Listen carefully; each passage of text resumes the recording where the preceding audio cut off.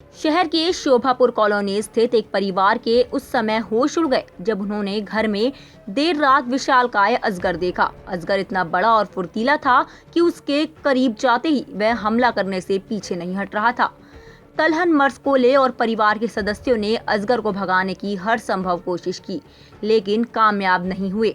दरअसल ये 9 फीट लंबा इंडियन रॉक पाइथन 2 मुर्गियां खाकर बैठा था। भोजन पचाने के लिए वह अपने आप को लपेटकर काफी देर बैठा रहा। ये दृश्य देख परिवार के सदस्य सो भी नहीं पा रहे थे।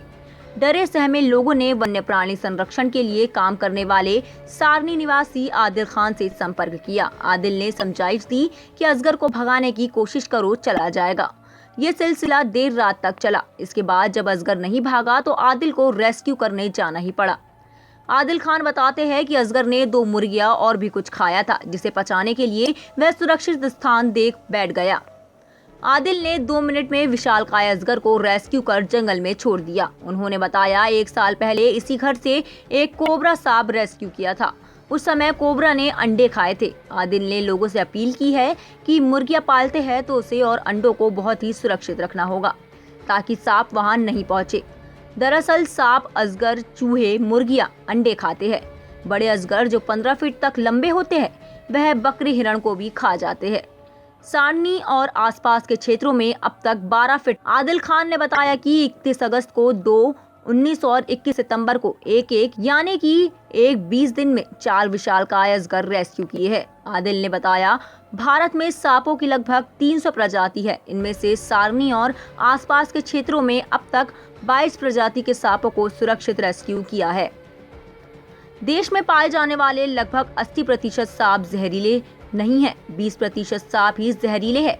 इनमें से कोबरा, रसेल, वाइपर, करेत प्रजाति के सांप सबसे ज्यादा जहरीले हैं। वही धामन, पनियल, कैंट, स्नेक कम जहरीले सांप होते हैं। इनकी संख्या भी इस क्षेत्र में अच्छी खासी है। आदिल बताते हैं कि वन्य प्राणी अधिनियम 1972 के तहत सांप संरक्षित है, इसलिए वन विभाग को रेस्क्यू करना चाहिए, लेकिन वन विभाग द्वारा रेस्क्यू कॉल को गंभीरता से नहीं लिया जाता है। इस वजह से कई लोग घर में सांप देखते ही उसे मार देते हैं, जबकि ऐसा नहीं करना चाहिए। लोगों में वन्य प्राणी संरक्षण को लेकर जागरूकता की आवश्यकता है। मेरा नाम आदिल खान है। मैं सारनी, जिला बैतूल, मध्य प्रदेश में रहता हूँ और यहाँ पर वाइल्ड लाइफ और नेचर कंजर्वेशन के लिए इंडिपेंडेंटली वर्क कर रहा हूँ, बिना किसी डिपार्टमेंट के सपोर्ट के। 21 सितंबर 2021 की रात को लगभग 2:30 बजे मुझे एक रेस्क्यू कॉल आया। तो उन्होंने बताया कि काफ़ी बड़ा सारा सांप उनके घर में घुस आया है और पलंग के नीचे बैठ गया है, जा नहीं रहा है। फिर इसके बाद मैंने उनको असमर्थता जताई कि मैं इतनी रात में आ नहीं पाऊँगा, मुझे घर से परमिशन नहीं मिलती है, आप देख लीजिए, अगर वो भग जाए तो अच्छा होगा। फिर लगभग 1 घंटे बाद उन्होंने दोबारा मुझे कॉल करा कि वो सांप भाग नहीं रहा है और काफ़ी ज़्यादा अटैक कर रहा है हम लोगों पर, और हमारी 2 मुर्गियां खा करके एक जगह पे बैठ गया है और वहाँ से हिल भी नहीं रहा है। तो जिसके बाद मैंने उन्हें कहा कि ठीक है, मैं कोशिश करता हूँ, अगर मुझे घर से परमिशन मिल जाती है तो मैं आता हूँ वहाँ पर।